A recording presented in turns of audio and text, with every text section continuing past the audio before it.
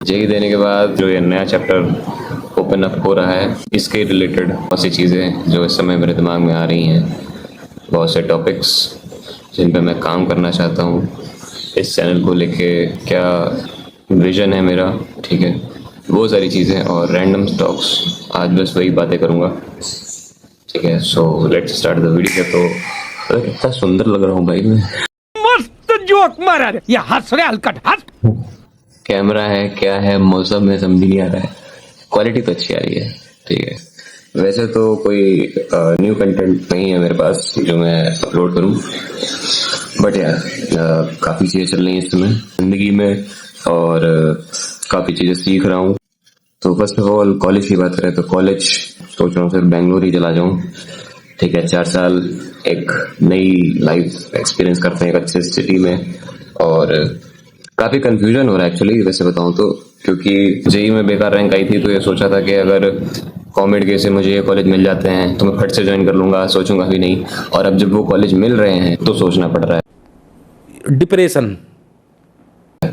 जो कॉलेजेस हैं उनका अगर प्लेसमेंट वाइज ऑर्डर देखें तो सबसे पहले तो आरवीसी द चैंपियन, ठीक है, उसका तो अलग ही लेवल पे हो रहा है।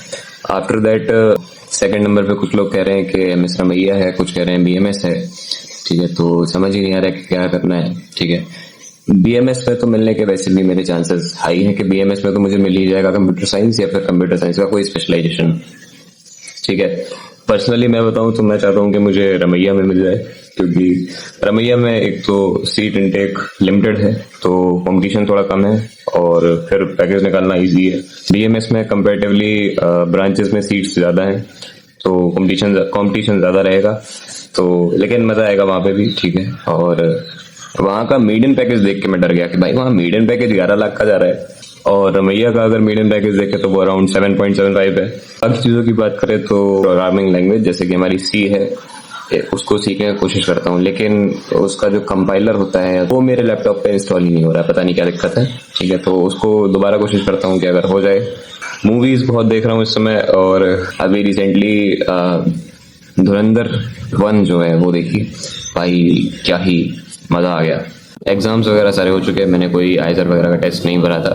कुछ चीज़ें और इम्प्रूव हुई हैं, जैसे अब मैं कैमरे के सामने काफ़ी खुल के बोल पाता हूँ, ठीक है। और जो फर्स्ट वीडियो था मेरा उसमें तो बड़ी ही डेंजरस सी आवाज़ थी मेरी, ठीक है। और तब मतलब पहला वीडियो था यार, ऑफ कोर्स कैसे कोई इतना खुल के बोल पाएगा। और भी चीज़ें सीख रहा हूँ, एडिटिंग वगैरह और कैसे और इम्प्रूव कर सकते हैं। बैंगलोर के बारे में भी काफ़ी सोचा है यार, क्योंकि बैंगलोर कैसे जाएंगे, कैसे मैनेज करेंगे, बिकॉज मेरा कोई भी ऐसा दूर का भी कोई रिश्तेदार नहीं है बैंगलोर में, ठीक है।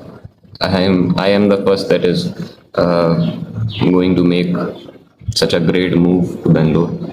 और जाना तो अब बैंगलोर ही है, ठीक है, और कहीं नहीं देख रहा, क्योंकि कर लूँगा यार कैसे भी। और कब तक दूसरों के सपोर्ट के हिसाब से जिंदा रहोगे, खुद भी तो करना पड़ेगा एक टाइम पे आके।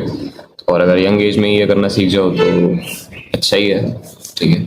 एक तो ये चीज़ है ना कि मैं जब वीडियो रिकॉर्ड करता हूँ तो मेरे पास कोई ऐसा प्री रिटन कंटेंट नहीं होता, मैं बस बैठ जाता हूँ, जो मन में आता है मैं बोल देता हूँ, फिर उसे एडिट कर देता हूँ, अपलोड कर देता हूँ, ठीक है, उसी के अकॉर्डिंग चल रहा है, ठीक है। मैं कुछ ऐसा सोच के नहीं आता कि भाई मैं आज ये बोलूँगा आज ये बोलूँगा, नहीं, जो आ रहा है उस टाइम दिमाग में बोलो, दैट्स इट। और I think this is the best thing, क्योंकि बहुत सारे लोग होते हैं जो स्टार्टिंग में यूट्यूब चैनल स्टार्ट करते हैं, बट उनका मेन मोटिव होता है कि स्पॉन्सरशिप्स लेना। मेरा मोटिव वो नहीं है, मैं बस बनाना चाहता हूँ यार। अब देख रहे हो ये अपने अंदर से निकल रहा है, ऐसा कोई स्क्रिप्ट नहीं है, ये निकल रहा है अंदर से। हर इंसान के पास अपना खुद का एक ट्रॉमा होता है, ठीक है, जिसके साथ वो शायद अपनी पूरी लाइफ बिता देता है और कुछ एंजॉय भी नहीं कर पाता, ठीक है।